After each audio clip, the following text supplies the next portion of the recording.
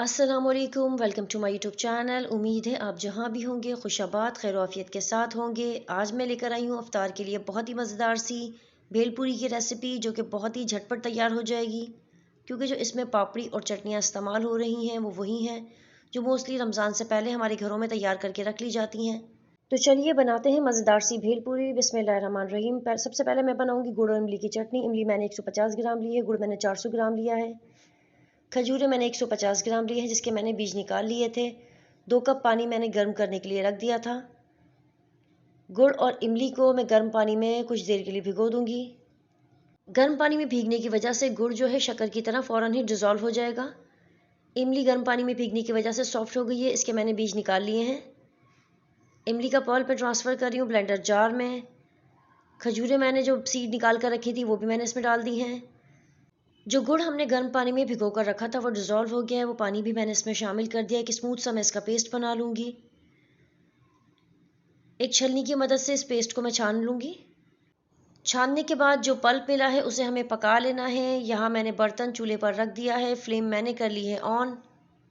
High flame पर मैंने चटनी को पकने के लिए रख दिया था। उबाल आने पर मैं इसमें शामिल कर रही हूँ नमक 1 चाय का चम्मच, काला नमक है 1 चाय का चम्मच, कश्मीरी लाल मिर्च पाउडर है 2 खाने के चम्मच, भुना कुटा ज़ीरा है 1 खाने का चम्मच, शक्कर मैं इसमें शामिल कर रही हूँ 2 खाने के चम्मच। तमाम चीज़ों को अच्छी तरह से मिला लेना है। ये पेस्ट गाढ़ा होने तक मैं पका लूँगी। पेस्ट गाढ़ा होना स्टार्ट हो गया है। अब मैं इसमें शामिल कर रही हूँ 1 खाने का चम्मच सौंफ थी जिसे मैंने मोटा मोटा कूट लिया था, वो भी मैंने इसमें शामिल कर दी है।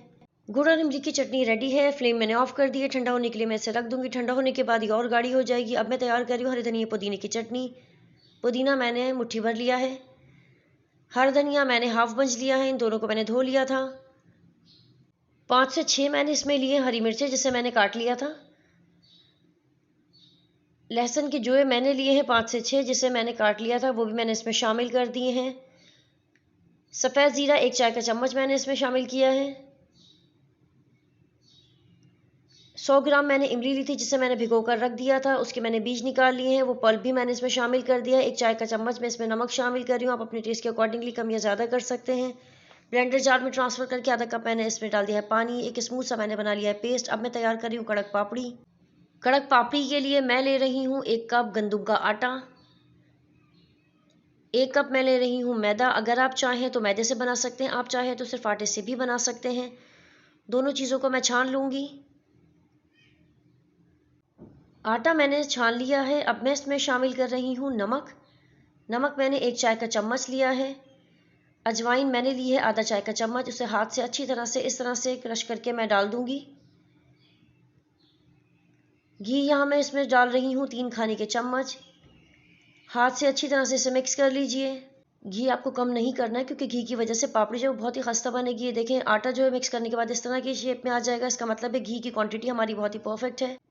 थोड़ा थोड़ा पानी शामिल करके हमें हार्ड सी डो बना लेनी है। बहुत ही नरम आटा हमें इसमें नहीं गूंदना है। कड़क पापड़ी का जो आटा होता है वो थोड़ा सा सख्त गूंदा जाता है। कड़क पापड़ी के लिए ज़रूरी नहीं है कि आपको गंदम और मैदे को मिक्स करना है। आप चाहें तो गंदम से बना लीजिए, आप चाहें तो मैदे से बना लीजिए, जो आपके पास अवेलेबल है उससे आप पापड़ी का आटा गूंद सकते हैं। आटा हमारा गूंद गया है। 10 मिनट के लिए मैं इसे ढककर रख दूंगी। आटे को रखे हुए 10 मिनट हो गए हैं। किचन काउंटर मैंने अच्छी तरह से क्लीन कर लिया है ताकि मैं बड़ी सी जो रोटी है वो बेल सकूं, क्योंकि काउंटर पर रोटी बेलना बहुत ही आसान हो जाएगा। आटे को मैंने 2 इक्वल पार्ट में डिवाइड कर लिया है। आटे का मैं बना रही हूँ पेड़ा। किचन काउंटर पर थोड़ा सा खुश्क जो आटा है वो मैंने डस्ट कर लिया है ताकि हमें बेलने में आसानी हो। आटे को मैंने 2 इक्वल क्वांटिटी में डिवाइड कर लिया था। मैंने दोनों के पेड़े बना लिए हैं। एक पेड़ा मैंने उसमें से ले लिया है, उसे मैंने किचन काउंटर पर रख दिया है। रखकर मैं अच्छी तरह से उसे बेल लूँगी। ये ख्याल रहे कि हर तरफ से इवन होना चाहिए। बहुत ही थिन सी आपको इसकी लेयर बनानी है। अब जिस साइज़ में भी आपको पापड़ी पसंद हो, किसी कटर की मदद से, किसी जार, किसी ग्लास की मदद से उस साइज़ में कट कर लीजिए। फोक की मदद से इस तरह से प्रिक कर लीजिए ताकि जो पापड़ी है वो गोलगप्पों की तरह फूले ना। इस आटे को मैं अलग कर लूँगी और जो बाकी का आटा मैंने रखा था उसके साथ शामिल करके मैं और पापड़ी के लिए जो पूरियाँ हैं वो बेल लूँगी। पापड़ी के लिए जो पूरियाँ बेली जाती हैं वो बहुत ही पतली बेली जाती हैं ताकि पापड़ी जो है वो बहुत ही क्रिस्पी, बहुत ही खस्ता बने। ये देखें कितनी ज़्यादा पतली लेयर है इसकी। तेल मैंने गर्म करने के लिए रख दिया था। तेल मैंने अपने अंदाजे से लिया है। ये देखें तेल जो है वो बिल्कुल परफेक्ट गर्म है। जैसे ही मैंने पापड़ी अंदर डाली है फ़ौरन से फूल कर ऊपर आ गई है। दोनों तरफ से पापड़ी को हमें गोल्डन सा फ्राई कर लेना है। फ्लेम हमें मीडियम ही रखनी है, बहुत ज़्यादा हाई भी नहीं करनी, वरना पापड़ी पर ऊपर से कलर जल्दी आ जाएगा, वो क्रिस्पी नहीं होंगी। पापड़ी अच्छी तरह से दोनों तरफ से गोल्डन सी फ्राई हो गई है। मैं इसे किसी बर्तन में निकाल कर ठंडा होने के लिए रख दूंगी। जब तक पापड़ी ठंडी होती है हम भेलपूरी के लिए बाकी की चीज़ें तैयार कर लेते हैं। मैंने लिए हैं पफ राइस मैंने लिए हैं तकरीबन 2 प्याली के करीब, आप अपने अंदाजे से ले लीजिए। पफ राइस को मैं लो फ्लेम पर ड्राई रोस्ट कर लूँगी ताकि वो खाने में और ज़्यादा क्रंची और ज़्यादा मज़ेदार लगें। ड्राई रोस्ट करने के बाद मैंने इसे ठंडा करने के लिए रख दिया है। अब मैं इसमें शामिल कर रही हूँ पिसी लाल मिर्च 1 चाय का चम्मच, नमक मैंने इसमें शामिल किया है 1 चाय का चम्मच, बारीक सेव मैंने ली है 1 प्याली के करीब, आप अपने अंदाजे से जितनी आपको पसंद होती हैं आप शामिल कीजिए। पापड़ी के मैंने छोटे छोटे पीसेस कर लिए थे, वो मैं इसमें शामिल कर रही हूँ।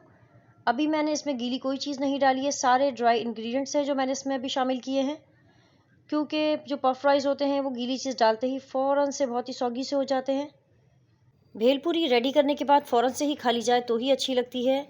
जिस प्लेटर में आपको इसे सर्व करना उसमें से निकाल लीजिए। उबले हुए आलू हैं वो आप अपने अंदाजे के मुताबिक डाल लीजिए। कुछ टमाटर मैं इसमें शामिल कर रही हूँ जो मैंने बारीक बारीक चॉप कर लिए थे। बारीक कटी हुई प्याज है वो भी मैंने इसमें शामिल कर दी है। 2 खाने के चम्मच मैं इसमें शामिल कर रही हूँ नींबू का juice.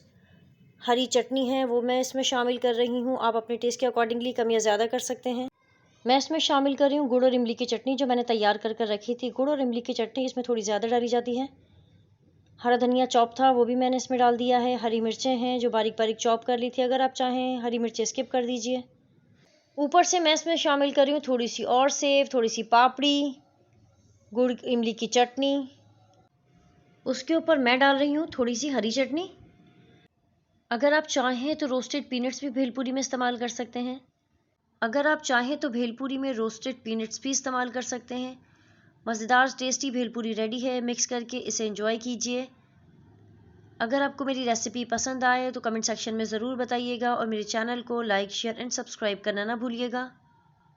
Mummy, it's too yummy.